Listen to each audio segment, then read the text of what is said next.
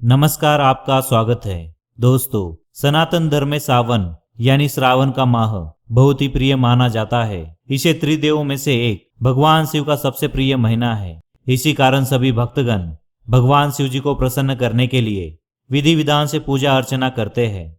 दोस्तों, आज हम बेलपत्र के महत्व के बारे में कुछ जानकारी आपको बताएंगे, पर उससे पहले अगर आपने हमारे चैनल को सब्सक्राइब नहीं किया है तो इसे सब्सक्राइब कर लीजिए ताकि आपको ऐसे आध्यात्मिक और रहस्यमय जानकारी वाली वीडियो मिल सके। दोस्तों, भगवान महादेव की पूजा में कई सामग्रियों का प्रयोग किया जाता है, लेकिन क्या आप जानते हैं कि अगर आपके पास पूजन की कोई सामग्री न हो तो भी आप शिव जी को केवल 3 पत्तियों वाला बेलपत्र चढ़ाकर प्रसन्न कर सकते हैं। वही सावन के माह में भगवान को जलाभिषेक के समय बेलपत्र चढ़ाने का विशेष महत्व होता है। यह भगवान शिव को बहुत ही प्रिय है। शास्त्रों के अनुसार बेलपत्र और जल से भगवान शंकर का मस्तिष्क शीतल रहता है। पूजा में इनका प्रयोग करने से वे बहुत ही जल्द प्रसन्न हो जाते हैं। भगवान शिव की पूजा में बेलपत्र का अत्यंत महत्वपूर्ण स्थान होता है। शिव पुराण के अनुसार शिव की पूजा में कुछ भी न हो तो बस एक बेलपत्र से आपकी हर मनोकामना पूरी हो जाती है, लेकिन सब कुछ हो और बेलपत्र न हो तो आपकी की गई पूजा अधूरी मानी जाती है।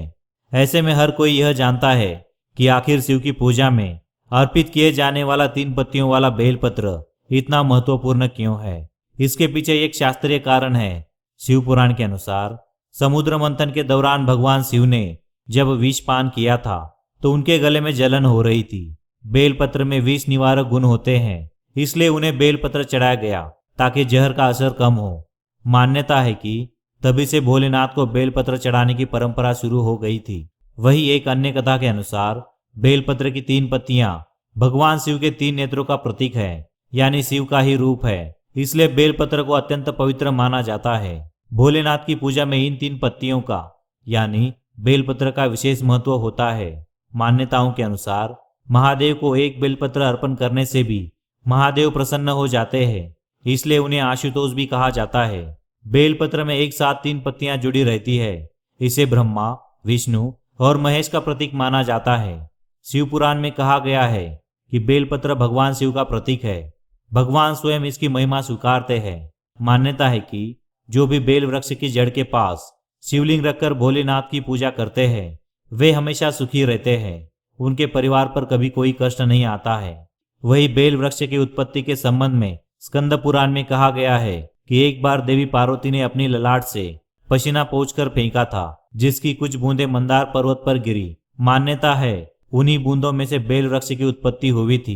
इसी के साथ ये मान्यता है कि बेल के पेड़ में देवियों का वास भी होता है। इस वृक्ष की जड़ों में गिरिजा, तने में महेश्वरी, शाखाओं में दक्षयायनी, पत्तियों में पार्वती, फूलों में गौरी और फलों में कात्यायनी का वास होता है। ये भी मान्यता है बेल वृक्ष के कांटों में भी कई शक्तियां समावित है। मान्यता है कि इसमें देवी महालक्ष्मी का भी वास होता है। जो श्रद्धालु शिव पार्वती की पूजा में बेलपत्र अर्पित करते हैं उन्हें भोलेनाथ और माता पार्वती दोनों का आशीर्वाद मिलता है।